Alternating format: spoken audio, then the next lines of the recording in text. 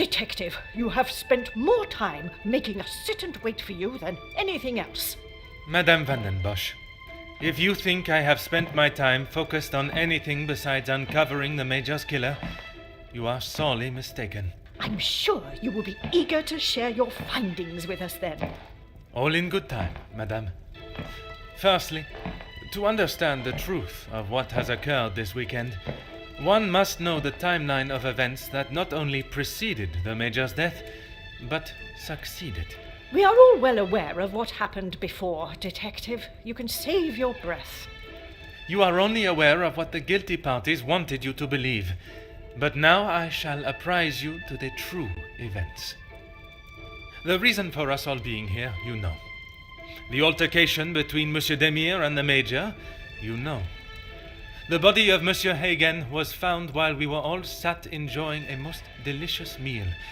That you also know. But what was kept from us all was that his body lay on the study floor for far longer than was thought. It was that servant. She found him. S'il te plaît, monsieur. It was indeed young Inga that found the Major's body lying lifeless in the study. So it was her. Monsieur, I will not allow for any further interruptions. I return to the Major's body. If we are to believe the scene that we were presented with, the Major must have been killed during the first course of our meal, a meal that none of you left, even for a moment.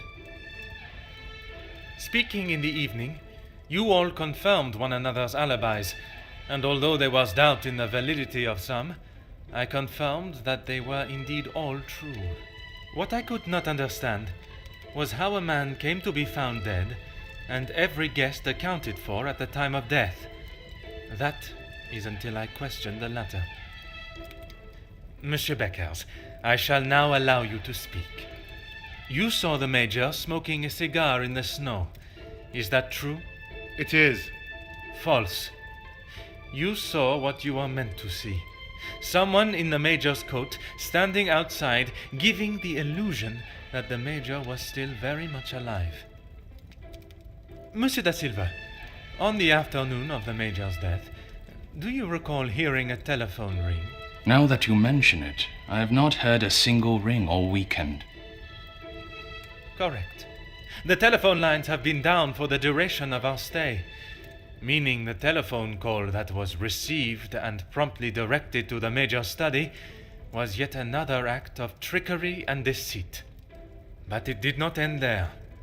When I entered the study for the first time, it was obvious someone had already been there and falsified the scene to stage a burglary and clear away important evidence, including the murder weapon.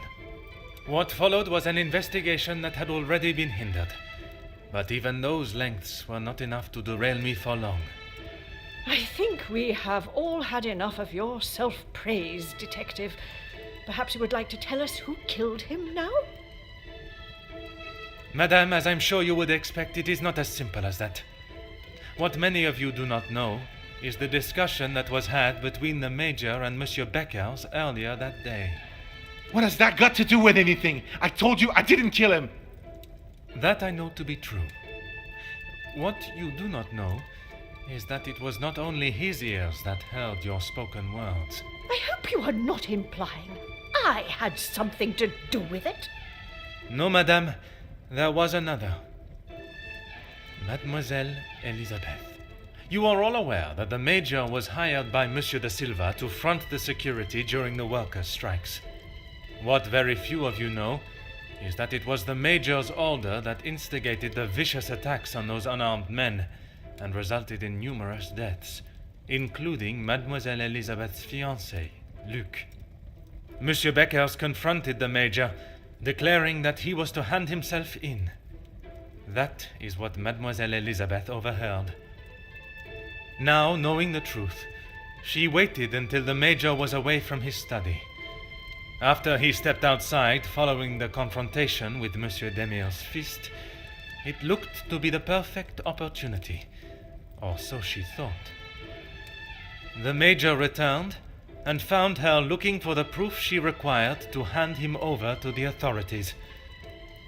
If the maid bumped him off, why hasn't she been arrested? The events that followed in the study are not those of a cold-blooded murder, but one of a young girl that had no other option but to protect her own life. Sounds to me, Detective, like you have taken a shine to this young girl and would rather protest her innocence than arrest her for murder, the crime she has committed. Jeez, this is gonna make for a juicy story. Mademoiselle, I ask you this. You have seen the Major's anger before, oui? What if I have? How do you think he would have reacted if someone was to find proof that he had committed a terrible act, and that, if made public, would surely result in his incarceration? Exactement. It is quite the story you have told, Detective, but all I have heard is that Elizabeth overheard a conversation blaming the Major for her fiancé's death, and she murdered him in revenge. A servant killing a man that is as revered as he was. She will face the noose.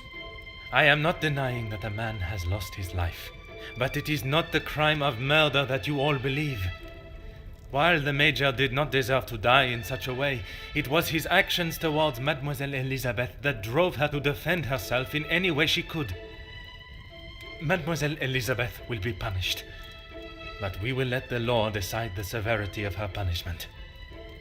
She has played you like a fiddle, Detective, acting the innocent victim. She will be arrested and hanged for her crime, like every other cold-blooded killer. Here. Give her what she deserves. The girl has got to pay for what she's done.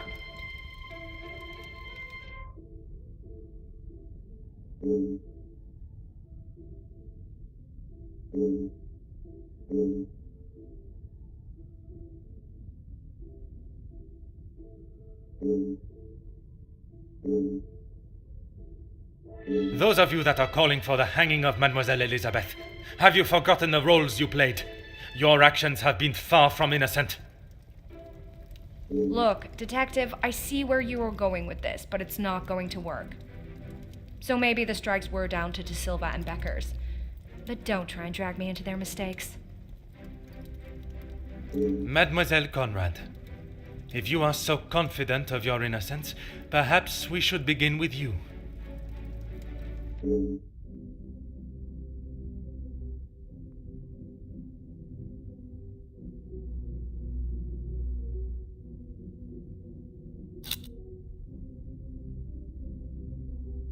You don't need to imply it's only me that does. Ask any of my journalists, they'll say the same. Even if in the process people are hurt? You knew the situation surrounding the strikes and only sought to swell the anger in people and create further chaos.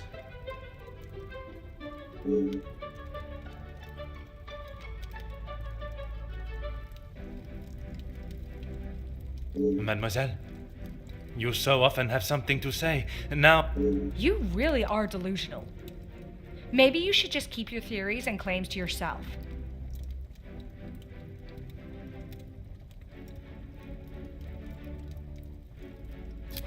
You obviously have no idea what goes on in my world. I would say stick to honest police work, but it seems that it's not in your field either.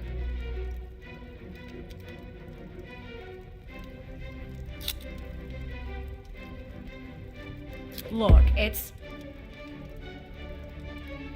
Mademoiselle, I do not have time for your excuses. Do you wish to state your direct involvement, or should I? It's not... Okay, fine.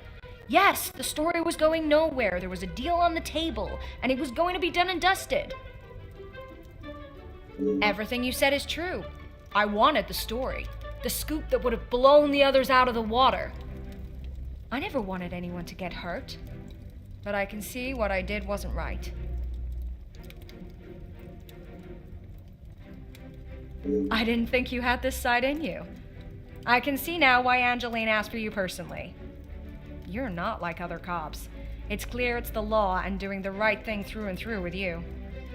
If you say it was self-defense, I believe you. We can't just forget what that girl has done. It's not Jackie's fault, or any of ours, that she decided to do what she did. Monsieur Beckers, you are the last person I expected to defend Mademoiselle Conrad. We talked only last night, and correct me if I am wrong, but you have already declared the role you played. To me, at least. Yes, we talked. It's just not fair of you to attack Jackie like that, putting words in her mouth until she succumbs to your plan.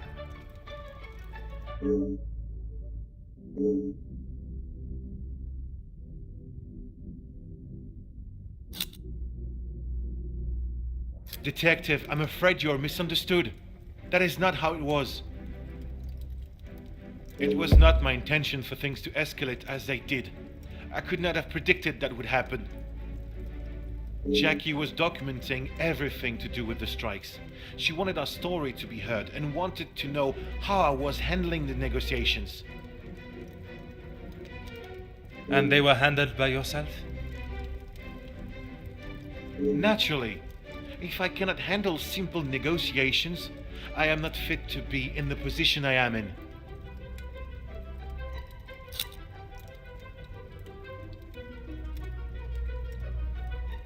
I was only pushing for what my men deserved, what they needed.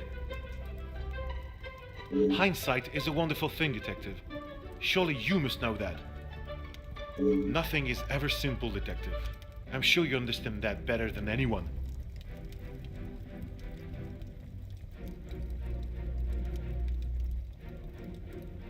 You're right, Detective. I have tried so hard to deny my part, but I know only too well that my decisions led to the death of those men.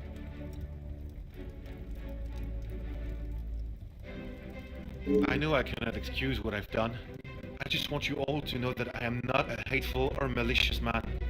I only wanted to prove that I was the right man. I have lived in other shadows for so long.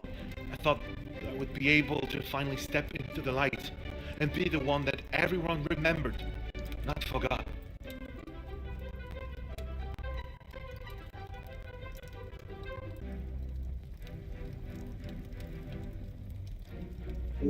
Monsieur da Silva offered me a deal and I turned it down. I thought I was doing right by the workers, but it was only myself I was thinking about. What more proof do you need? He said it himself. I made a generous offer to reach a resolution, and he turned his nose up at it. It was not that simple, though. An offer was made, but Monsieur Beckers and the workers would never have been forced into that position had their working conditions been satisfactory to begin with. This is outrageous! Do you plan on blaming everyone for doing their jobs? I suppose it makes you feel better about yourself, doesn't it?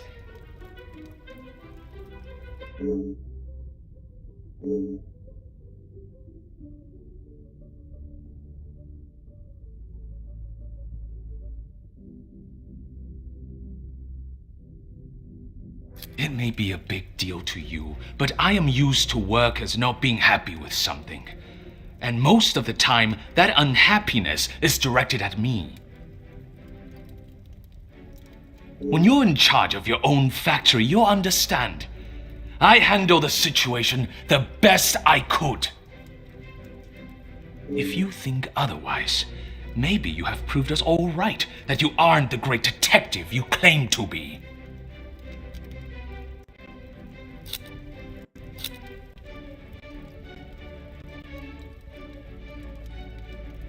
You said it, anonymous.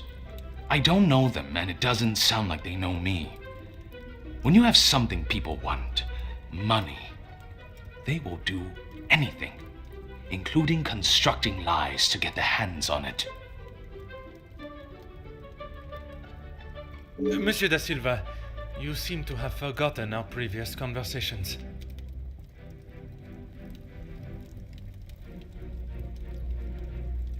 I recall them just fine, thank you. A police officer trying to manipulate facts to fit his own agenda.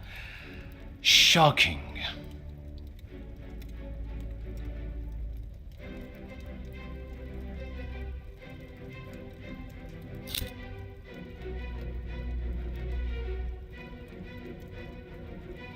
Do you really think this is the first time blame has fallen at my feet? Although I don't think I've seen someone try so hard before to even convince themselves of what they are saying.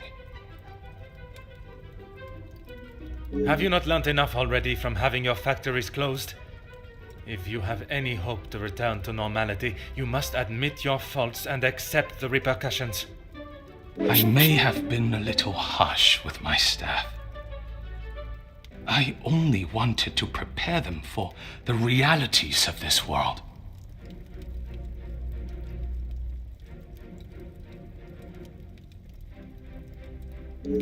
I was never given the opportunities that they have today, and I succeeded. All they do is demand more and more at the factories and at the house. How am I meant to keep a good profit if every franc is going to them? I offered what I could. I was willing to meet in the middle. But maybe that wasn't enough. Swallowing one's pride is no easy feat. But if it means that a young girl will receive fair judgment, I am prepared to do it. Merci, monsieur, for your honesty. Admitting your responsibility is an honorable move. What now, Detective? Is this absurdity going to continue much longer? Even after all your attempts, Detective, Felix was still murdered. Self-defense or not, she chose to hide what she had done because she knew what she had done was wrong, and she will be punished for it.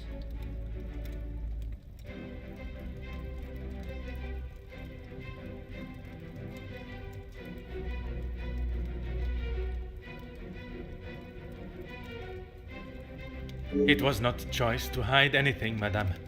If in her position, I ask, what would you have done? The Major has already furiously thrown an object at you, barely missing your head, and now has hold of your arm. I wouldn't have driven a knife into him, that I can tell you for sure. She is no fool. She intended to kill, not to defend.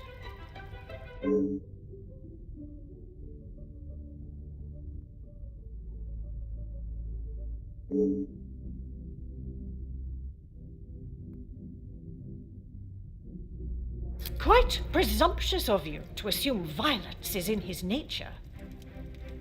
Putting my own feelings towards the Major aside, he was not an honorable man, at least at some time in his life. He must have been for you to allow him in your house for so many years.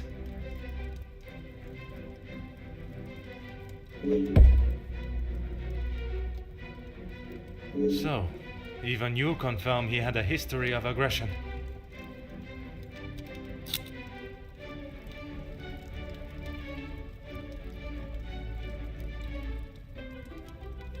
You have no idea.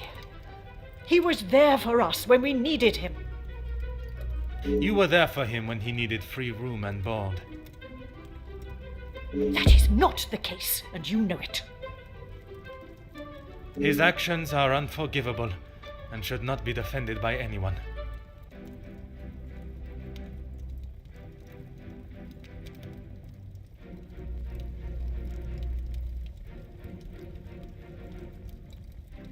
You judge him so harshly, but I return the question.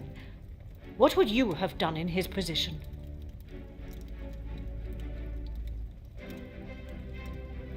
He had made mistakes. I will not deny that. In those moments when a decision had to be made, it fell to him, and he did what he saw fit.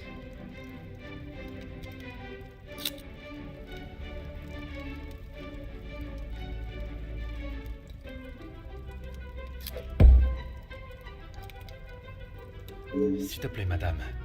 I ask that you consider everything you know of the Major carefully. He was not always like that. The man that I called a friend would never have done what he has. I cannot allow another innocent person to be punished for his vicious and barbarous behavior.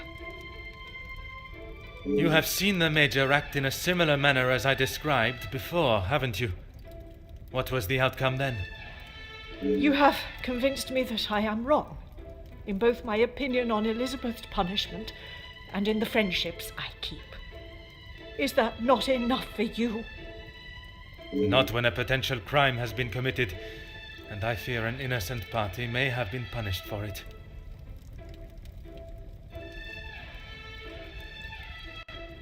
He was just a boy. I told him to stop, but he was like a wild animal. The confrontation with Mademoiselle Elizabeth was not the first time he has come close to killing another. It was following the officers' ball. A young man, no older than 16, stopped us on the street, begging for some change. Felix pushed him away, but he was persistent. He only wanted a few coins. Like a flash, Felix snapped and wouldn't let go of him. He would not stop punching him. I have never seen anything so brutal.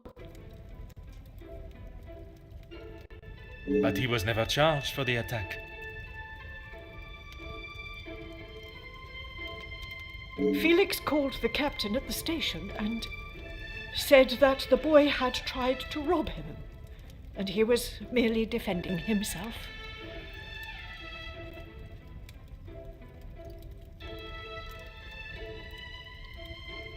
The boy was thrown behind bars without a second thought.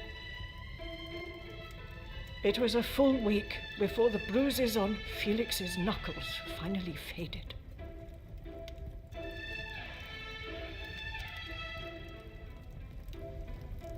And even after witnessing such a brutal assault, you still support him.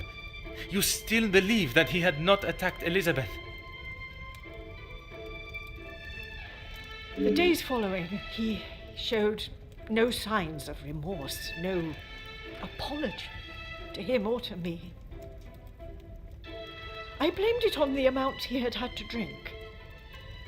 But when you began talking about him finding Elizabeth in his study, I somehow knew it had happened again.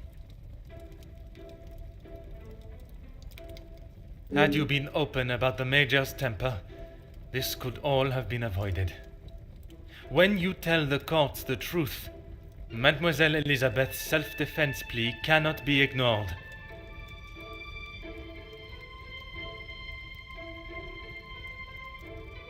Just when I thought I could not see a more spineless move.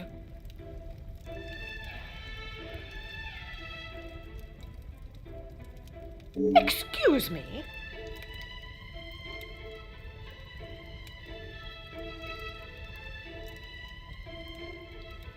You allowed a bully and thug to remain in your house and endanger your family.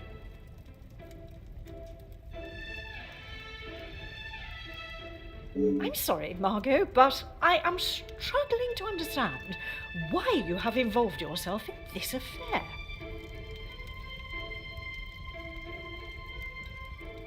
I'm surprised you can hear me way up there on that high horse of yours.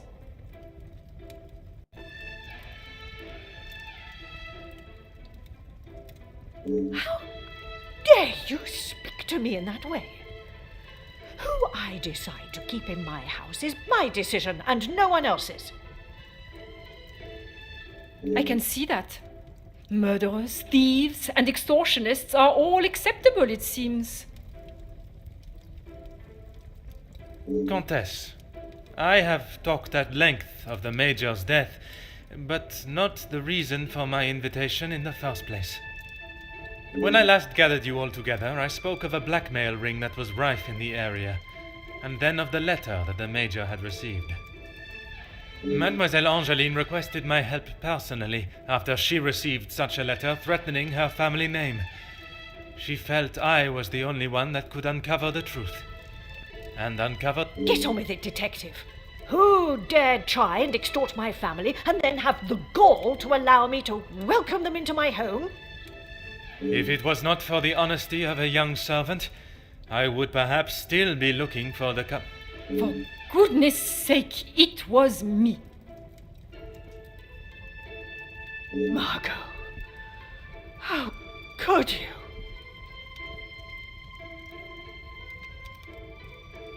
While it looked as though the Countess was helping the young women at the shelter, she was in fact only finding them positions of employment in wealthy homes to gather information on them and learn secrets that she would ultimately be able to use against them. Monsieur da Silva fell victim to her network of moles and was in turn blackmailed. It was quite the prosperous setup you had, knowing that they would not... That cannot be true, Margot. How could you do such a cruel thing? That is rich, coming from you. You are one of my oldest friends. High and mighty, Madame Van den Bosch. You think you can do what you wish when you wish it and there will be no repercussions. You are as bad as all of them. If I do not get a straight answer out of you, I will march you to the police station myself.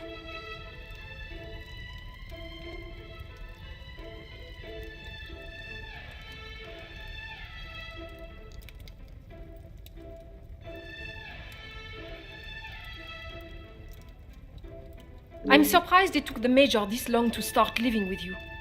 He must have been on the edge for some time.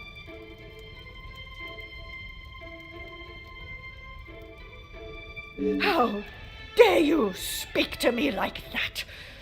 In my own home. A home you share with the father of your daughter for so many years, and she still remains none the wiser. You have no right. Maman, Angeline? Have you heard what she has admitted to? She is merely trying to make herself... Is what she says true? Felix, he was my father? That is the secret that the letter was talking about, isn't it? You told me that we had nothing to hide.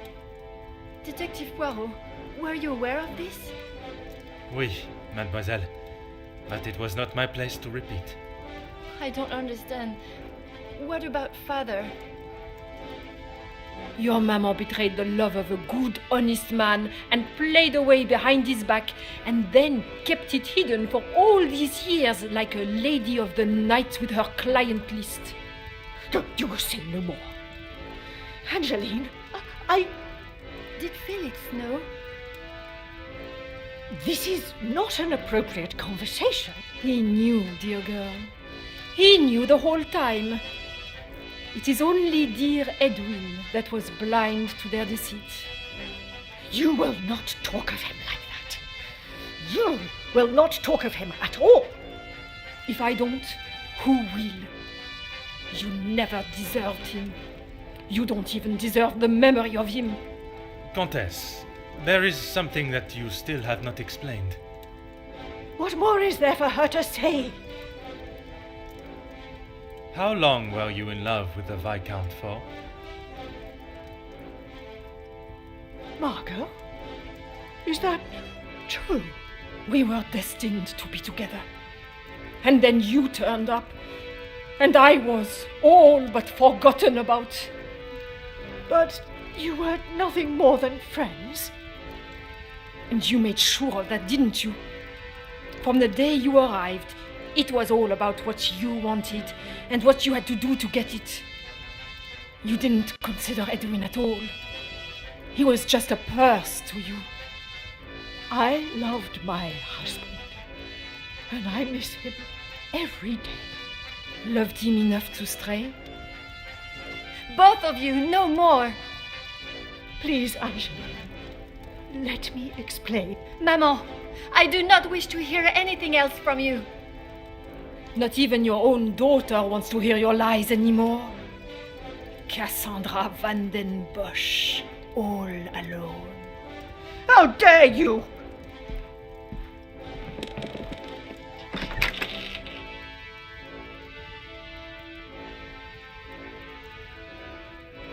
While I feel a sense of satisfaction and pride in solving both cases, there is still a part of me that is reluctant to revel in triumph. I am content with the unmasking of Comtesse de Vos as the blackmailer, and knowing that she will pay for her crimes. But it is the justice for Mademoiselle Elizabeth that worries me. She will stand in a court of law, and I can only hope that they can see she acted in self-defense. I must trust that our legal system and justice will prevail, and a fair sentencing will be given. In protecting her own life, she took the life of another. Perhaps the guilt she must live with is a greater punishment than any sentence she can receive.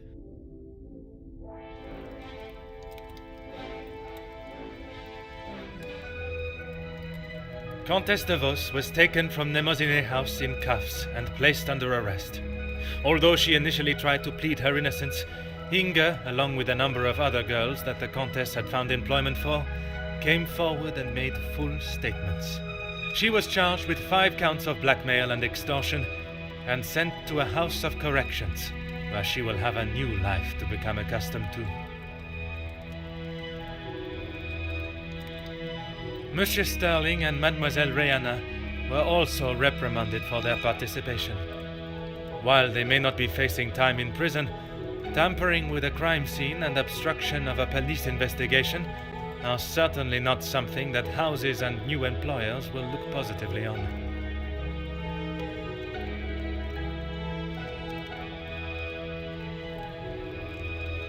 Mademoiselle Angeline finally became Madame Demire, and together they took up residence in England, where Monsieur Demire continues to support and fight for fairness and equality in London. I am happy to say that we have remained in contact, and Madame Demire has become a regular correspondent of mine, and the latest joyous news is that they are expecting a child of their own. Madame Van den Bosch showed compassion that I had not seen in her before.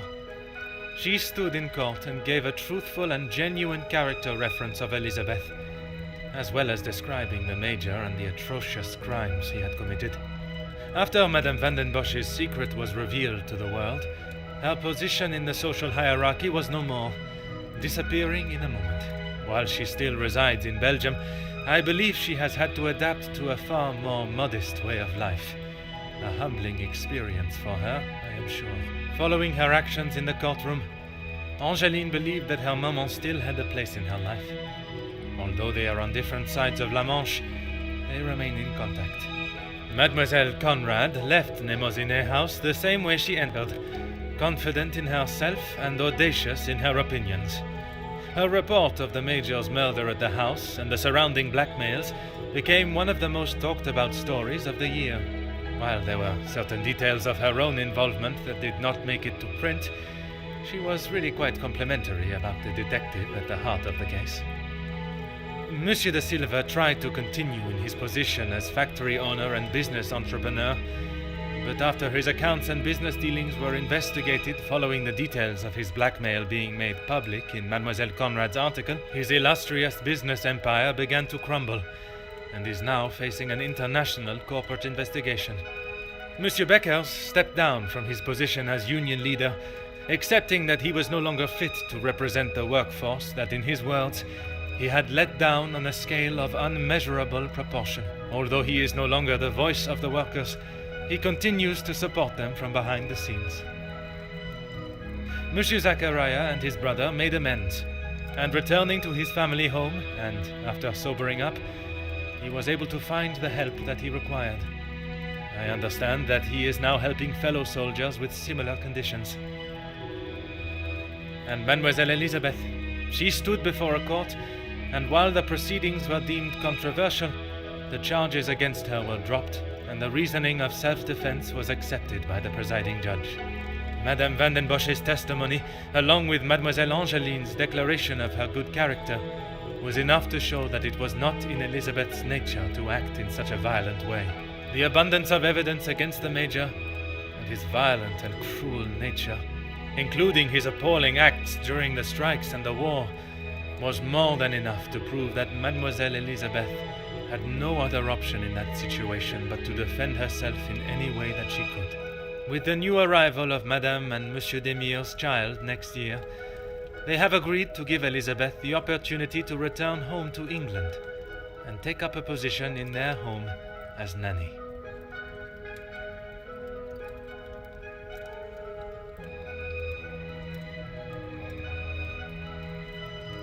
The death of Elizabeth's beloved Luc has been at the center of everything.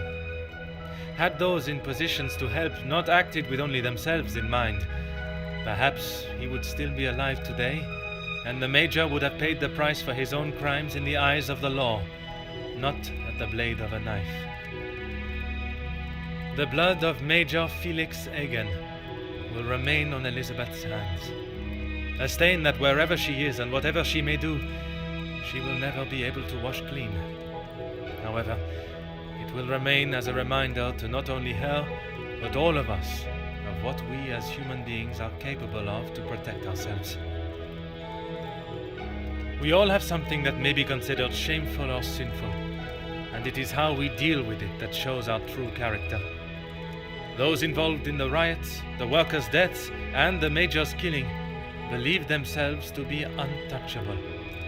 Whether it was from their social standing or their confidence in themselves, they learned that everyone is accountable for their actions. There is no exemption because of the suit you wear or the money in your bank account. There is no price to a man's life. It cannot be bought or traded or discarded. No man is better than another, including Detective Hercule Poirot.